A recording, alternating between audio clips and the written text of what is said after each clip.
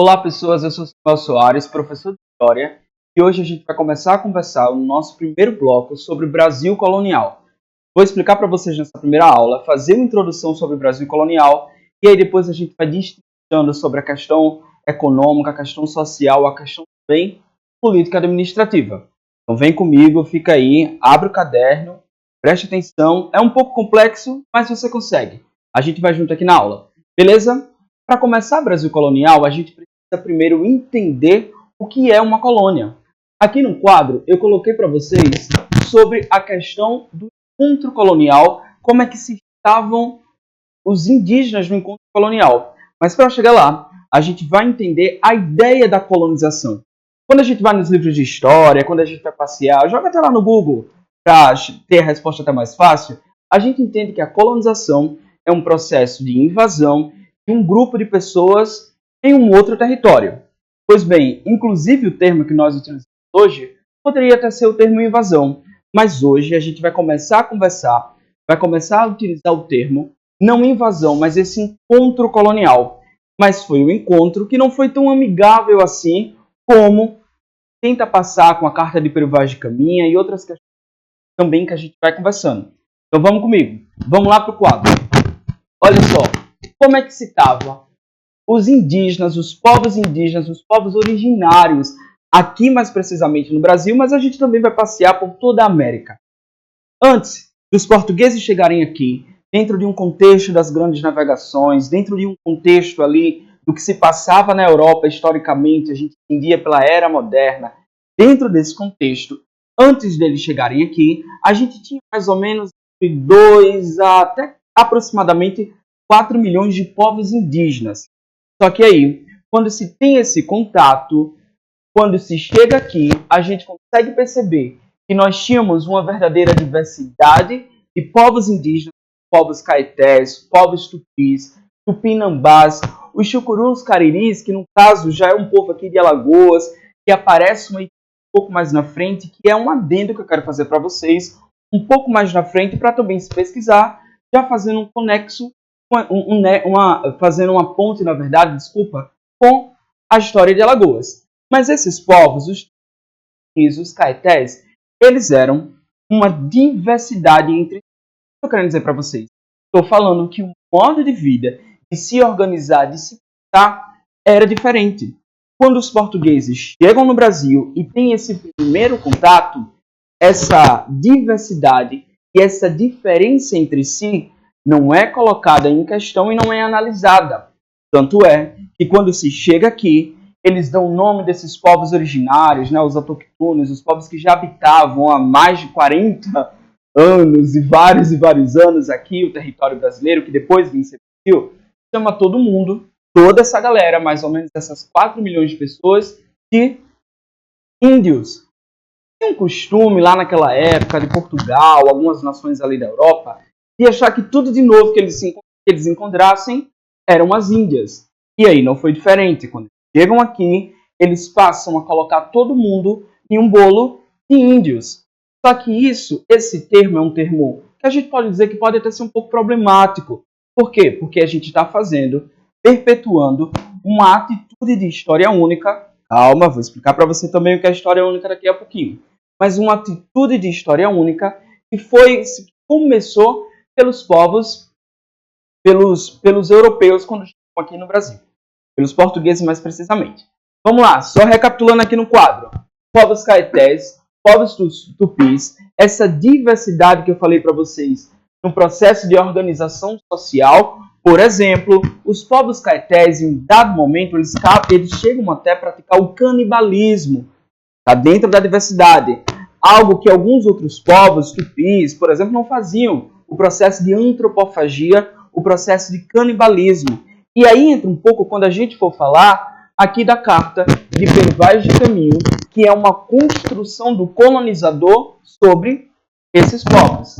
Então, pessoas, quando a gente está falando dessa organização social, a gente tem, por exemplo, formas de aldeia, formas diferenciadas dos povos, por exemplo, europeus se organizarem. Foi meio um horror, eles ficaram meio horrorizados quando chegam aqui e percebem que aquelas pessoas, aqueles povos ali não se organizam num sentido de um catolicismo, como eles conheciam e entendiam que aquela era a civilização.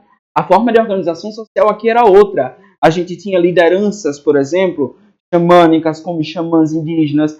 A gente tinha o próprio canibalismo, os rituais ali de antropofagia, que é o ato, por exemplo, de comer carne humana, esse é o canibalismo, ou de pegar essa carne humana e fazer sacrifícios, de lidar de uma forma espiritual, de uma forma religiosa com a carne humana.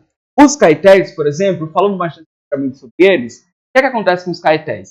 Em um dado momento, eles vão acabar saboreando, vamos dizer assim, um padre, que é o padre Sardanha, não falha a memória, eles vão saborear ali a carne do padre, e aí a coroa, aqui nas regiões de Alagoas, inclusive, aqui nessas regiões mais litorâneas, próxima daqui do estado de Alagoas, mais para o interior, e aí a coroa portuguesa vai pegar e vai condenar os povos caetés à escravidão eterna. Ou seja, se você fosse caeté, você seria escravizado, fugindo das leis imperiais ali que dizia que povos indígenas não podiam ser escravizados até a página 2, e isso eu vou explicar para vocês um pouco mais na frente. Então, caetés, tupis, tupinambás, falei para vocês de Chucuru Cariri, para vocês também pesquisarem um pouco a etnia alagoana daqui do estado de Alagoas, mas essa galera se organizando de forma diferente, os portugueses quando chegam aqui não conseguem entender essa organização, o que é que vai acontecer? Não entendendo essa organização social, eles começam a construir uma única versão da história sobre esses povos. Vamos pensar de uma forma. Agora, eu estou falando com vocês sobre o conceito de história única, que é um conceito da historiadora Chimamanda Ngozi. Desculpa, ela é uma escritora, ela é uma filósofa, Chimamanda Ngozi. Ela é nigeriana. E aí ela vai dizer o seguinte, olha só, se constrói versões sobre as pessoas, sobre os grupos sociais. Essas versões até podem ser verdade. Por exemplo, existiam povos aqui, etnias indígenas, que eram canibais, mas nem todos eram índios canibais. O termo índio já é uma construção da história única. Dizer que os caribes são todos canibais, né? Aquela galera toda, os mais de 4 milhões, também era uma história única. E essa história única é nada mais nada menos, recapitulando para você não perder o fio da meada, hein? Fica comigo. Era nada mais nada menos que construir essa única versão sobre as pessoas. Por exemplo, você pode estar fazendo isso agora, se você estivesse aqui no presencial também, ou eu também posso estar fazendo isso sobre você. Qual é a versão que eu tenho de você?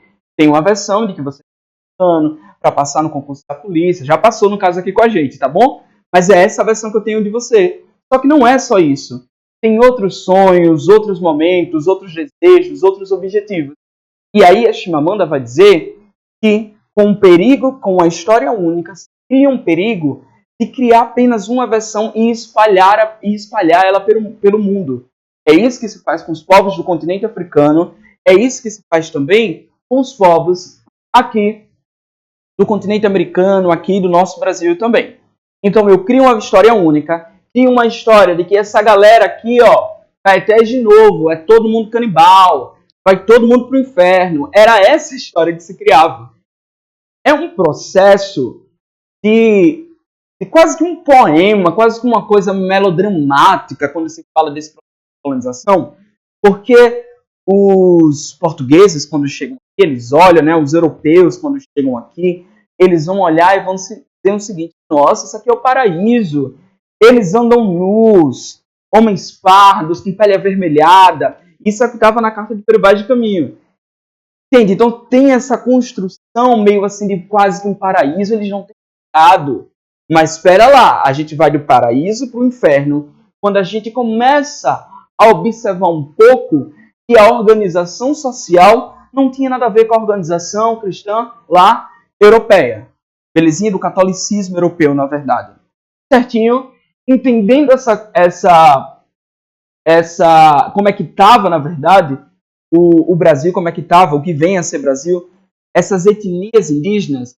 Agora, a gente precisa entender um pouco, eu trouxe para vocês alguns aspectos que com toda certeza saber, aquilo ali é só uma introdução, a ideia da história única, da Chimamanda, beleza, mas vocês toda certeza saber, olha o termo que a gente começou a usar no começo da aula, ó, preste atenção, hein? A gente precisa saber como se dá as principais características desse encontro colonial. Primeiro, vamos lá, datas. Lá no dia...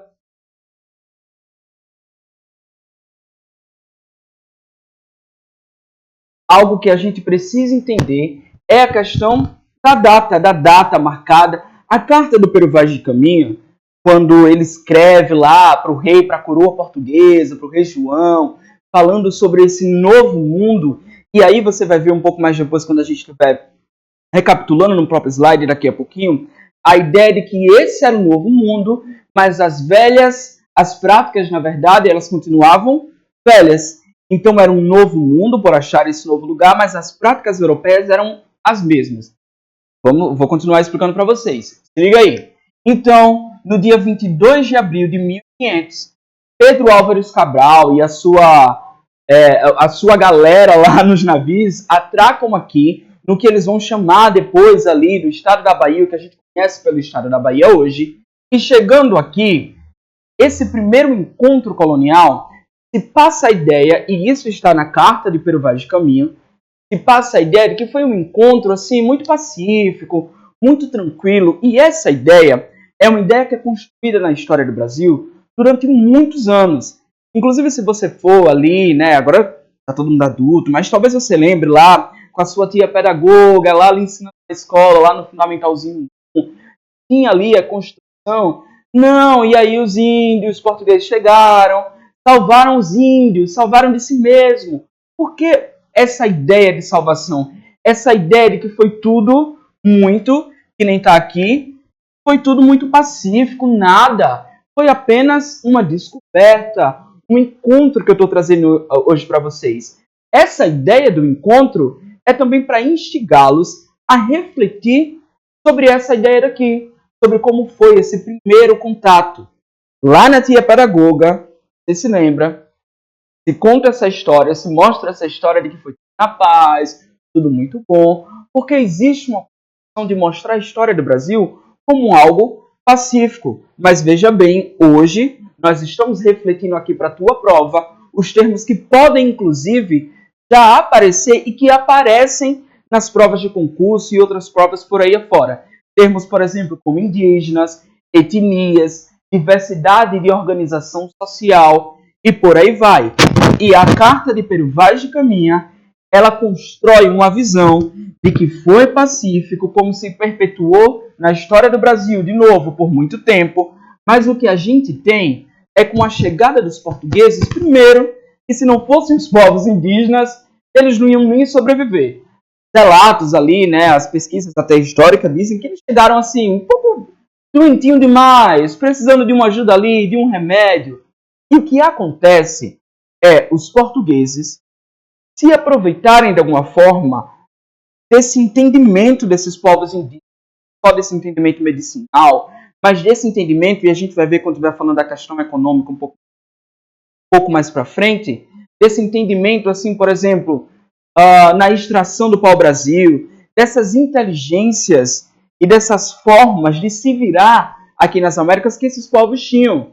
Só que aí esse contato é um contato de assim, se construiu a ideia de que o português precisava salvar o indígena, precisava colonizar ele para salvar ele, é construído na história do Brasil. Beleza, hoje a gente está desconstruindo também, estamos refletindo, mas também vai se construir uma outra ideia, a ideia de que se não fossem os indígenas, os portugueses não iriam sobreviver e nem iriam voltar lá para contar a história, não ia ter nem a cartazinha do Pero Vaz de Caminha. Vamos lá. Então essa ideia de que foi pacífica, a gente já faz o quê? Já destrói. E é uma ideia que está na carta, que a gente vai ler um pedacinho daqui a pouco, quando a gente for passar aqui uma olhada, dar uma olhada aqui no slide. Além disso, essa carta traz a visão de quem? Do colonizador. Quando dá essa ideia, né, meio que novelística, que eu falei para vocês, de todos nus, que tem lá na carta do Pero Vaz de Caminha, homens pardos, de pele avermelhada, eles não cobrem a própria vergonha. Todas essas ideias, as palavras também muito bem escolhidas, e muito bem escolhidas para fazer uma própria propaganda para a coroa portuguesa. Mas por que uma propaganda? Opa, olha lá a coroa, se liga que nós achamos um novo lugar que pode dar muito dinheiro. Por que eu estou falando?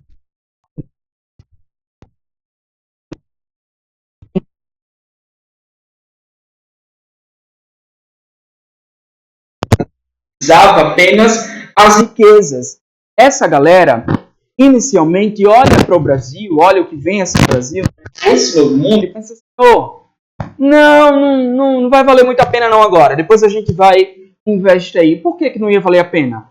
Porque no contexto internacional, o mercado de especiarias estava bombando. Então, por que a coroa iria se preocupar em gastar lá um dinheiro e fazer um processo de colonização nessas novas terras se ela estava ganhando muito dinheiro lá no comércio de especiarias, lá nas Índias, né? Nas grandes navegações? Isso daí já é história geral. Só fazendo nexo para vocês entenderem como a história do Brasil e a história geral andam juntíssimas aqui.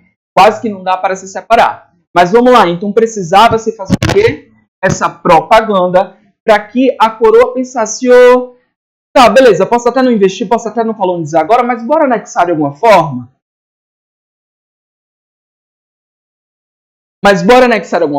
Bora segurar de alguma forma? Vamos lá. Então, o que é que eu já sei aqui desse encontro colonial? Eu sei que em 22 de abril de 1500 chegam por aqui, tem aquela ideia de que, não, eles se perderam, acabaram chegando aqui. E a gente já consegue perceber que não, porque alguns anos antes, na verdade, o Cristóvão Colombo, né, já tinha visitado as Américas, já tinha entrado ali em contato, né, com outra região, mais assim para cima. O Pedro Álvares Cabral, a galera chega um pouco mais abaixo. Então, a coroa de Portugal, ela já estava ali se organizando, na verdade. Ela já estava, opa, vamos lá, corre, que ali tem alguma coisa que pode ser legal pra gente. Mas aí, Pedro Álvares Cabral chega, 1500, fazem a Carta de Peruvagem de Caminho, constrói essa ideia de que foi pacífica e constrói a ideia também, e isso nas pinturas que também são feitas, de quê? Qual é a ideia que vai se construir? De que o indígena, ele estava amando aquele contato, ele estava amando aquele encontro colonial, ele precisava daquele encontro colonial. Ou seja, a ideia de que queria e precisava da colonização. Por que pensar dessa forma? Porque quando nós falamos do sentido da colonização, que vem se estabelecer, começar um pouco mais na frente, aqui é meio que um pré-colonização, tá? Mas que vocês também precisam ter. Quando nós estamos falando desse processo de colonização, a gente precisa entender que quando vamos colonizar, no caso nós não vamos colonizar, mas quando se coloniza um povo, um território, eu preciso mostrar para aquele povo que ele precisa ser colonizado. E aí, de alguma forma, eu encontro meios para mostrar o seguinte: você não é civilizado, sua cultura é atrasada, o seu cinema não vale de nada, o que vale é o cinema norte-americano. São essas ideias que eu vou construindo. Você não é ninguém se não usar um sapato da Nike. Você não é ninguém se não comer lá no McDonald's. Eu vou construindo através das imagens, através das palavras. Nesse caso aqui, se usa muito um processo educacional com os jesuítas, a catequização, se falar de costumes. Daqui a pouquinho a gente também vai conversar, porque é extremamente importante quando nós falamos desses processos de colonização. Então, para colonizar, o que é que eu faço? Eu construo na cabeça do colonizado que o que eu estou fazendo para ele é um favor.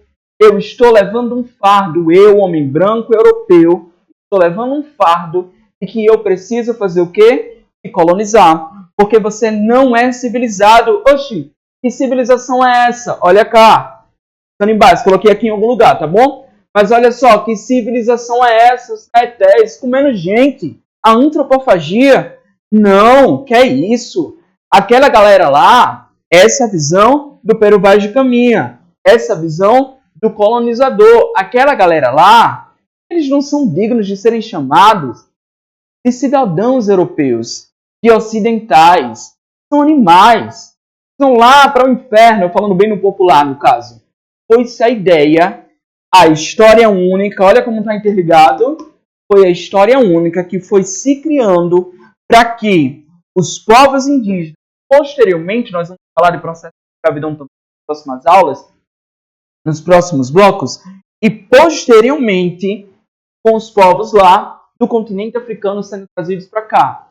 É minha obrigação salvar você. Eu estou fazendo favor para você.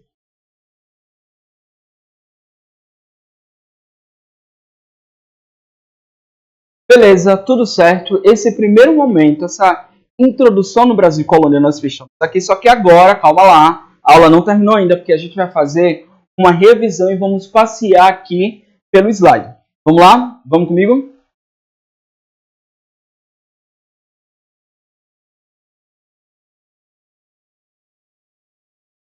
Vamos lá, pessoas. Olha só. Lembrando como é que se estava esse país, como é que estava, né, esse território, esse novo mundo com a chegada, antes da chegada dos portugueses. O que é que a gente tinha? A gente tinha aqui... A gente tinha aqui a existência de diversos povos indígenas, como eu falei para vocês. Temos o tronco linguístico, que são as etnias indígenas ali que falam o tupi. A gente tinha o tupiniquim, né, o próprio tupi, tupinambá. Tínhamos guaranis também, os povos caetés, que falamos muito. Lembra dos caetés quando a gente está falando, por exemplo, do canibalismo. Lembra lá do episódio do padre que acabou o quê? Acabou sendo morto, engolido vivo ali, devorado por esses indígenas. Ó, aconteceu um negócio aqui, olha,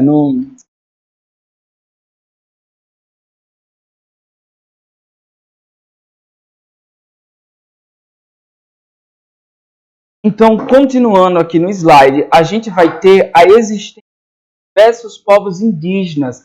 A gente tem povos indígenas, por exemplo, com um tronco linguístico do Tupi. O que é isso? O tronco linguístico eram das etnias que falavam uma língua que lá no finalzinho, pensa numa pirâmide, lá no finalzinho era o Tupi. É como se essas etnias, as línguas dessas etnias, fosse ali, viesse ali a língua mãe, era o Tupi. Nós temos os Tupis, os Tupinambás, os Tupiniquins. Também tínhamos outros povos, como por exemplo os Guaranis. Falei do Chucuru Cariri, por exemplo, povos aqui, no contexto dos anos 90, né, pós ali, na redemocratização brasileira, o contexto dos anos 90, um contexto ali da luta indígena também, que estão ali lutando. E aí nós temos os caetés, lembra dos caetés que eu falei com vocês, voltando aqui, lembra dos caetés que eu falei com vocês. Quando falar dos caetés, você vai lembrar, sabe de quê? Você vai lembrar do canibalismo, pessoas. Vai lembrar lá que eles devoraram o padre. O padre que estava indo embora, que vivia se colocando em confusão. Aqui no Brasil Colônia, brigava com fulano, com ciclano, com a administração. Falaram, padre, volta lá para Portugal. Ó, a gente não quer você mais aqui, não. Acaba naufragando lá. O que a galera faz? O que os caetés faz? Comem lá, vivo o padre. Acabam com o padre, são condenados pela coroa portuguesa ao quê? A escravidão. Belezinha? Depois disso, o que é que a gente conversou também? Falei do canibalismo aqui embaixo, mas a gente conversou sobre a ideia da história única. O que é essa história única? É quando nós criamos apenas uma versão dos fatos. É tipo uma fofoca. Sabe quando tem uma fofoca? Só que aí na fofoca vai criando várias versões, né? Na história única, a gente cria apenas uma versão e trabalha nessa versão. E geralmente é uma versão que, coloquei aqui uma versão extremamente negativa. É isso que os descobridores, entre muitas aspas, né? A galera que vem, a coroa, os europeus, posteriormente tem invasão de holandês, tem franceses mais na frente, é isso que eles fazem. Eles criam essa história única aqui que eu estou mostrando para vocês. Uma história única negativa. Qual é ela? Essa galera não é gente, não são seres humanos. Precisam da catequização, precisam também da escravidão, se a gente pensar direitinho. Porque aí eles vão ser considerados filhos de Deus. Nessa ideia, aí eles estão salvos. Mas aí a gente vai conversando um pouco depois. Além disso, pessoas, que foi que eu falei com vocês? Conversamos também sobre, na verdade, esse novo mundo que tinha velhas práticas. Eram as velhas e velhas práticas, por exemplo, uma delas é de achar que todo lugar lá era Índia.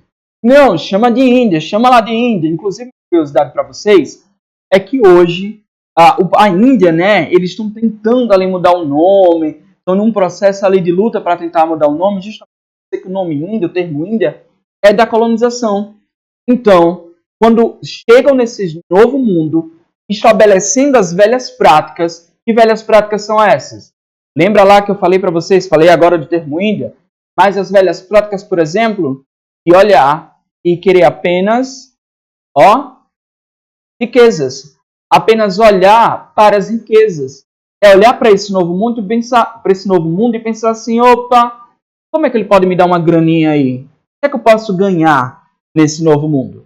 Chegam aqui, no dia 22 de abril de 1500, Pedro Álvares Cabral, a carta de Pero Vaz de Caminha, tá aqui a carta, pode dar uma olhadinha depois, uma pesquisada, mas tá aqui, não dá para entender muito, né? Tem que ter quase que paleografia, uma coisa mais histórica assim para entender, mas vamos lá. Tem uma partezinha aqui que eu trouxe para vocês, todos pardos, nus, sem nenhuma coisa que cobrissem suas vergonhas. E Nicolau Coelho fez o sinal de que pusessem os arcos, e eles dispuseram os arcos, abaixaram ali os arcos. Essa é a construção que eu falei para vocês de quê? Da ideia de que foi pacífico, da ideia de que os indígenas estavam ali olhando e falando, opa, vamos lá, me coloniza mesmo, é isso que eu quero. Olha só, na próxima aula a gente vai continuar, voltando, na próxima aula a gente vai continuar falando sobre essa estrutura, mas não sai daí, que a gente vai falar sobre a estrutura política, depois a estrutura social e a estrutura ali econômica. Vamos falar da política administrativa, social e econômica. É isso, pessoas. Espero que vocês tenham entendido tudo. Fica aqui comigo, continua aqui. História é tão importante também quanto disciplinas para ajudar você no seu processo de aprovação aí na Polícia Militar. Até já já. Fica aqui comigo.